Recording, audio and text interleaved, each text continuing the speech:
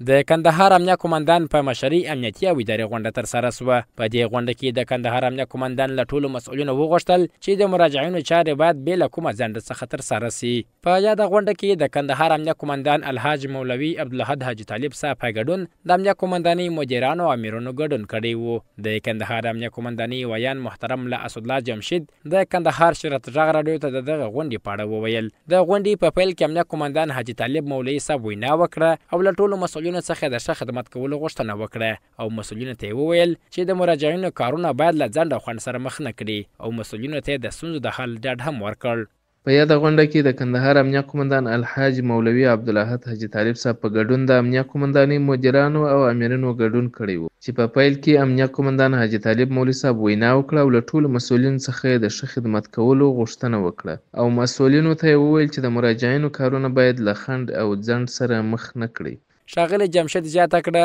همدارنګه د امنیه قومندانۍ د جنایي جرمونو سره د مبارزې مدیریت مدیر شیخ مولوي فضل الحق شاکر هرأخیزه وینا وکړه. هغه زیاته کړه موږ او تاسې باید خپل مسؤلیتونه په ښه شکل سرته ورسوو، د خلکو مشکلات پر وخت حل کړو او خپل کارونو ته پوره متوجه سو. همدارنګه د امنیه قومندانۍ د جنایي جرمونو سره د مبارزې مدیریت مدیر شیخ مولوي فضل الحق شاکر صاحب هم خپله وینا کې زیاته کړه موږ او تاسو باید خپل مسؤلیتونه په ښه شکل سرته ورسوو او د خلکو مشکلات پر وخت حل کړو، خپل کارونو ته پوره متوجه سو. د یادونې وړ ده چې د کندهار د امنیه قومندانۍ اړوند د ټولو شعباتو مسؤلین هڅه کوي ترڅو دوی ته سپارل سوې دنده په پوره صداقت سره ترسره او د خپلو خلکو د خدمت جوګه وګرځي.